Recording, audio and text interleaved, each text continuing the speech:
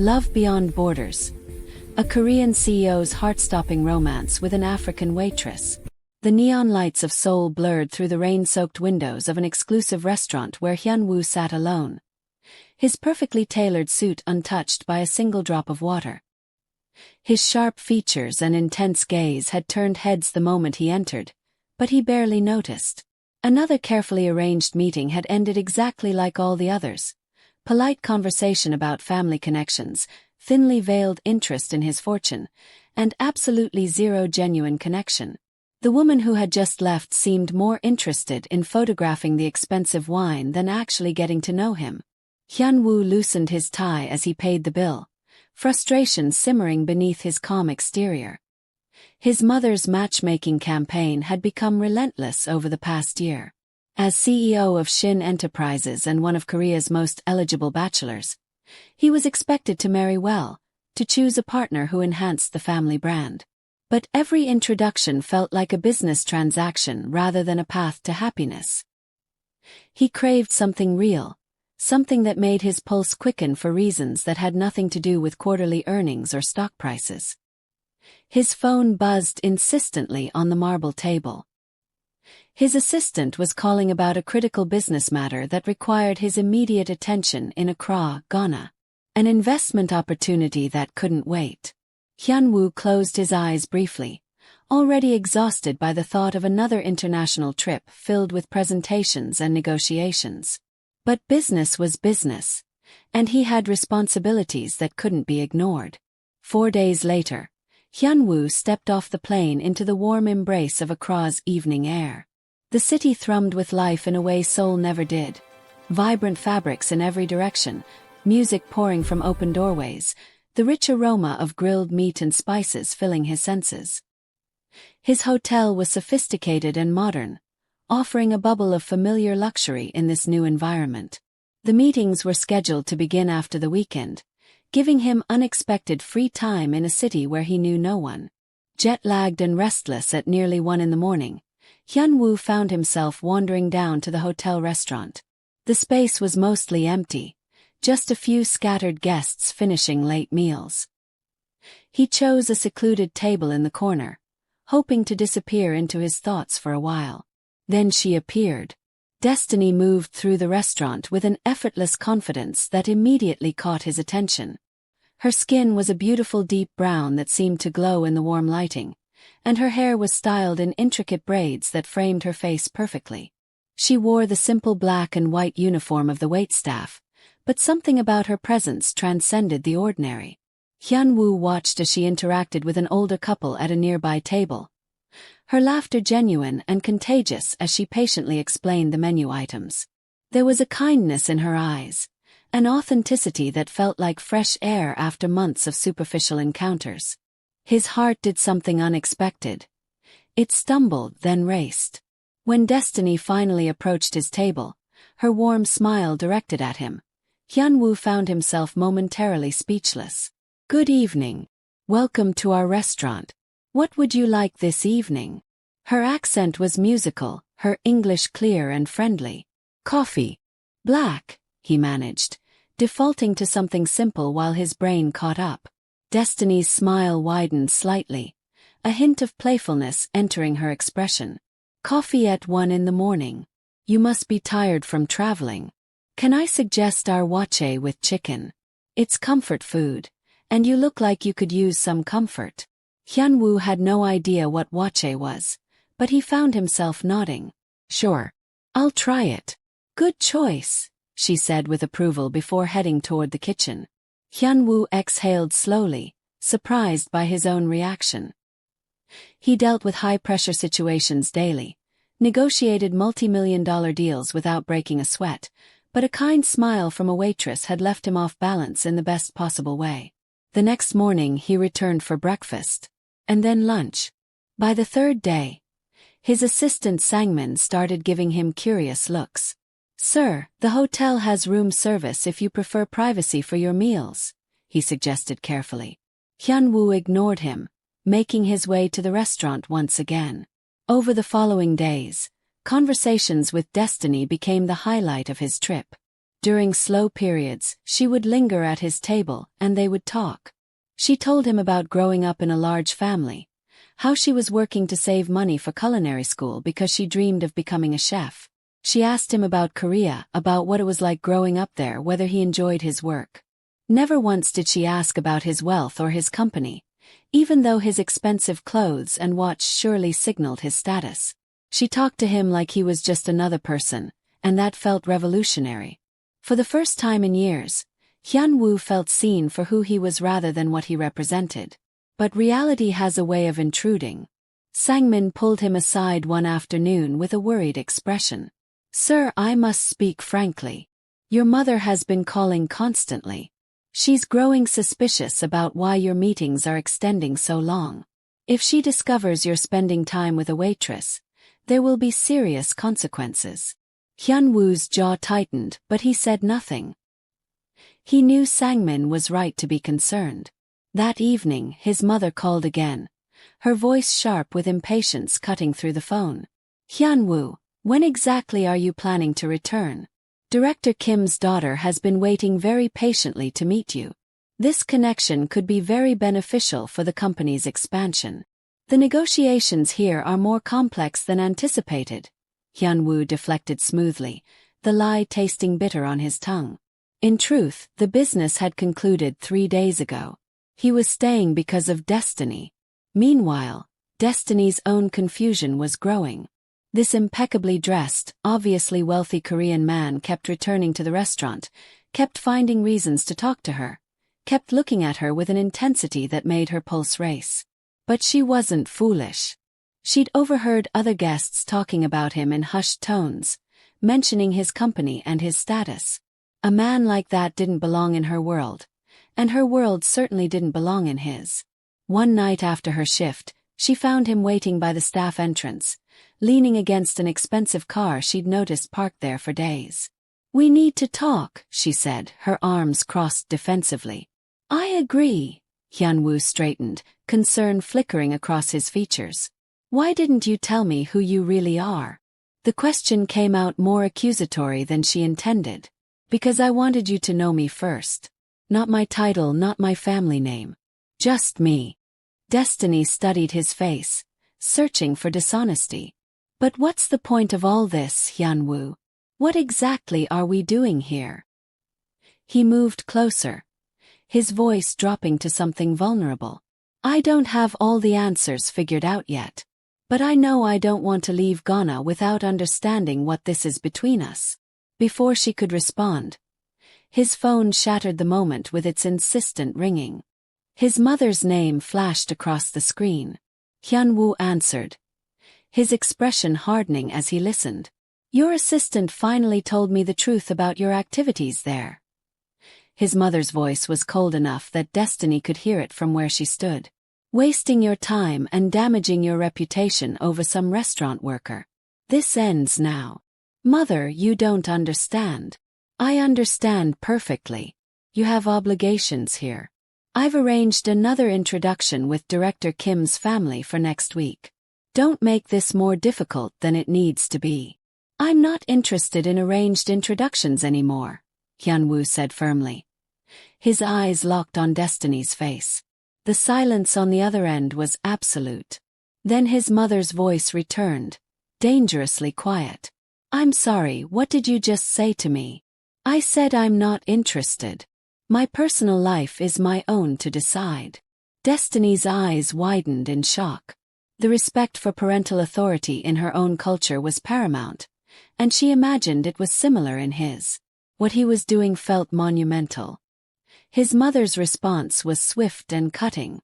"Whatever foolishness you're engaged in, end it immediately. Come home and honor your responsibilities, or you'll face consequences you won't like." The call ended abruptly.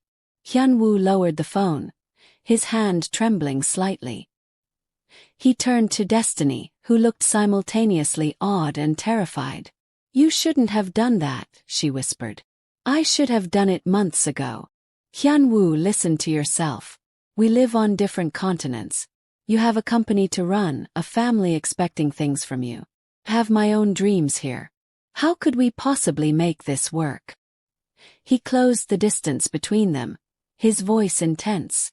I don't need to have everything figured out this minute. But I need to know if you feel this too. Because if you do, we'll find a way. Destiny's heart pounded so hard she thought it might burst through her chest.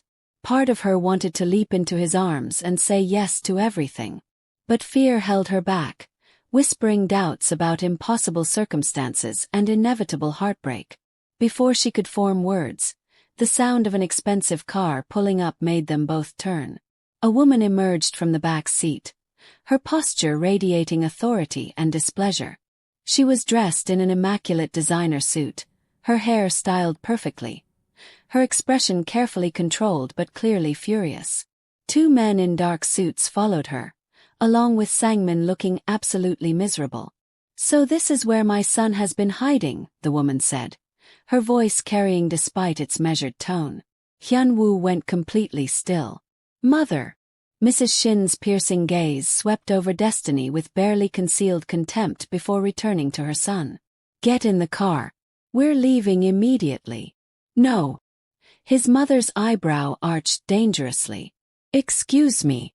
I said no. I'm not leaving. A cold smile played at Mrs. Shin's lips. Look at this situation objectively, Hyun-woo. Look at this girl. Do you honestly believe she can survive in our world? The scrutiny, the pressure, the expectations. This is a fantasy, nothing more. Hyun-woo positioned himself protectively in front of Destiny. Her name is Destiny, and she's stronger than you think. Mrs. Shin's composure cracked just slightly. You're destroying everything we've built. Your reputation, the company's image, your future. All for what? A temporary infatuation. This isn't temporary. Hyun-woo's voice carried an edge of steel. His mother shifted tactics, turning her attention fully to Destiny now. Her gaze was calculating, designed to intimidate. Tell me, do you really believe this has a happy ending? Do you think he'll sacrifice everything he's worked for, everything his family has built for you? Destiny felt herself shrinking under that withering stare.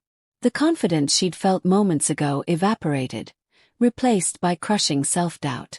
Mrs. Shin continued, her voice almost gentle now, which made it more effective. I'm not trying to be cruel, dear. I'm being realistic. Our worlds don't mix. You would be miserable trying to fit into his life, and he would grow to resent you for what he gave up.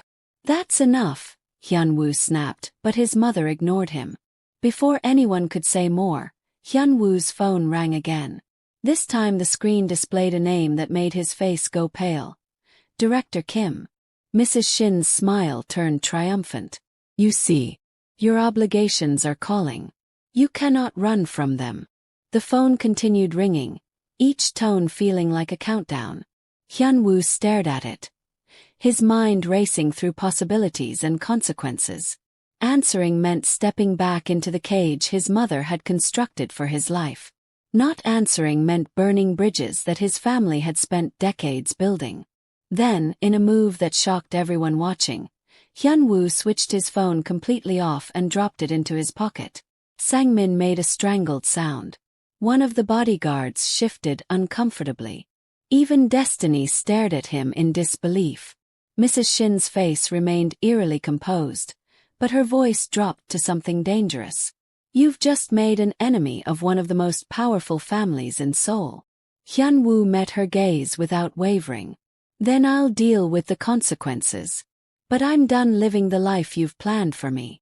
A small crowd had gathered near the restaurant entrance, curious guests drawn by the obvious confrontation. Some were filming on their phones. Mrs. Shin took a calculated step closer to her son. You think she'll stay with you through what comes next? She asked quietly. You think she's prepared for the media firestorm, the business rivals who will target her, the isolation of being forever viewed as an outsider? Love is beautiful, Hyun-woo, but it doesn't pay bills or protect you from reality. Then I'll be her protection, he said without hesitation. Destiny felt her chest constrict. She pulled away from behind him, stepping back. Hyun-woo, her voice cracked. Maybe she's right. He spun toward her, shock and pain crossing his face. What? I don't fit into your life, she said, tears beginning to form. I don't know anything about your world. I would only hold you back. Destiny, don't say that. This decision is yours, not hers. Tell me what you want. Destiny's hands trembled as she wiped at her eyes. She wanted to say yes, wanted to believe they could overcome anything together. But the reality of what he would lose because of her felt overwhelming. The fear of failing him, of watching him regret choosing her, paralyzed her. Mrs. Shin recognized victory when she saw it. That settles it, she said with satisfaction. Turning to Hyun-woo, she added, you will return to Seoul with me. We will repair the damage you've caused, and we will move forward appropriately. Hyun-woo looked at Destiny, his eyes pleading with her to fight for them. Just say the word. Tell me to stay, and nothing else matters. Destiny opened her mouth, but fear closed her throat. Tears streamed freely down her face as she looked away, unable to hold his gaze any longer. Something inside Hyun-woo shattered visibly. He'd faced down corporate sharks, survived hostile takeovers, navigated every challenge his business life threw at him. But losing the woman he loved because she was too afraid to believe in them, this was a defeat that cut deeper than anything else could. His mother placed a hand on his shoulder. Come. It's time to go home. For what felt like an eternity, Hyun-woo stood frozen. Then slowly, mechanically, he turned and walked toward the waiting car. Each step felt like moving through quicksand, heavy and wrong. Destiny watched through blurred vision as he climbed into the vehicle. She wanted to scream, to run after him, to take back her silence. But her feet wouldn't move. The car pulled away, disappearing into Accra's night traffic, taking with it the most genuine thing that had ever happened to her. She had chosen safety over love, and the emptiness that followed was suffocating. The weeks that crawled by afterward were the longest of Destiny's life. She went through her shifts on autopilot, smiling mechanically at customers, delivering food without tasting it, existing without truly living. The restaurant felt different now, haunted by memories of conversations and laughter that would never happen again. Her best friend, Amma, finally cornered her during a break. What happened to that handsome man who was always here? The Korean one who couldn't take his eyes off you. He went back to his country, Destiny said flatly, focusing on folding napkins. And you just let him leave. Destiny's hands stilled, fresh tears threatening. What else could I do? We were impossible. Amma shook her head sadly. The only thing impossible is how you convinced yourself that love isn't worth fighting for. Those words echoed through Destiny's mind during sleepless nights, joining the chorus of regret that had taken up permanent residence in her thoughts. Across the ocean, Hyun-woo had returned to Seoul as a ghost of himself. He attended board meetings without contributing, signed off on decisions without really reviewing them, sat through family dinners staring at his untouched food. His mother paraded a steady stream of suitable marriage candidates through elegant restaurants and cultural events, but Hyun-woo looked through them all as if they were made of glass. Sir, you're going to make yourself ill, Sang-min ventured carefully one evening as they left the office. Hyun-woo said nothing, which had become his default response to most things. Sang-min pulled an envelope from his bag, holding it out hesitantly. I booked this for you. Hyun-woo glanced at the contents. A plane ticket to Accra, departing at dawn. Why? His voice was rough from underuse. Because you're dying slowly here. Because what you had with her was real. And real love doesn't come along often enough to let it slip away without a fight. Because if you don't go back and try one more time, you'll regret it for the rest of your life. Hyun-woo stared at the ticket as if it were a lifeline thrown to a drowning man. Sang-min pressed on. Your mother will be livid. The board will question everything. But sir, in 5 years of working for you, I've never seen you actually happy until you met that woman. Not once. Something shifted in Hyun-woo's chest, like ice beginning to crack. Sang-min was absolutely right. He'd been existing, not living. Going through motions dictated by others' expectations. But with Destiny, even in those brief weeks, he'd felt truly alive for the first time. Without saying a word, Hyun-woo grabbed his coat and left the building. He went directly home, threw clothes into a bag without bothering to fold them, and sat by the window waiting for sunrise. He was going back. And this time, he wouldn't accept silence as an answer. The Accra sunset was painting the sky in shades of gold and crimson when Destiny finished her evening shift. She stood at the restaurant window, watching the city transition from day to night, feeling disconnected from the beauty of it all. "Destiny," Alma called from the entrance, an unusual expression on her face. "There's someone outside asking for you." "Who is it?" Destiny asked wearily. "Just go look." Sighing, Destiny removed her apron and walked toward the exit. She pushed open the door and stepped outside, then stopped breathing. There, bathed in the golden light of the dying sun, stood Hyun-woo. His normally impeccable appearance was disheveled, his shirt wrinkled from the long flight, his hair slightly messy. But his eyes held something she'd never seen before, raw hope mixed with determination. For several heartbeats, they simply stared at each other. The world around them faded, the sounds of traffic and people becoming distant white noise. Then, his voice rough with emotion, he said, "I came back for you." Destiny's hands flew to her face as tears exploded from her eyes. All the pain, longing, and regret from the past weeks broke free in a flood. She didn't think, didn't analyze. She ran directly into his arms. Hyun-woo caught her, wrapping his arms around her so tightly she could barely breathe. "I thought I'd never see you again," she sobbed into his chest. "You'll always see me," he murmured against her hair. "You're stuck with me now." She pulled back just enough to look up at him, her face wet with tears. "But your family, your company, everything you're risking. None of it means anything without you," he interrupted gently. He cupped her face in his hands, his thumbs brushing away her tears. "I love you, Destiny. I don't care about the complications or what anyone thinks. I just need to know if you love me too. Because if you do, nothing else matters." More tears spilled down her cheeks, but these were different. These came from joy finally allowed to surface. "Yes," she whispered. "I love you. Stay with me." That was all he needed to hear. Hyun-woo leaned down and kissed her, gentle at first, then deeper, pouring weeks of longing and love into that moment. The sun completed its descent as they stood there, finally together, finally home. The months that followed tested them in ways they couldn't have imagined. Mrs. Shin waged a calculated campaign to separate them, using media manipulation, business pressure, and social isolation as weapons. But Hyun-woo stood firm, and more importantly, he stood with Destiny. He helped her navigate the complicated waters of his world while embracing the beauty and warmth of hers. She proved to have a strength and grace that surprised everyone, including herself. Gradually, reluctantly, his family began to realize this wasn't a phase. Hyun-woo's resolve was unshakable, and Destiny's character spoke for itself to anyone willing to actually see her. 15 months after that first meeting, Destiny stood in a luxurious Seoul venue, adjusting the stunning dress that blended Korean and Ghanaian design elements. Tonight was the annual Shin Enterprises charity gala, and she would be formally introduced as Hyun-woo's partner to the entire Korean business elite.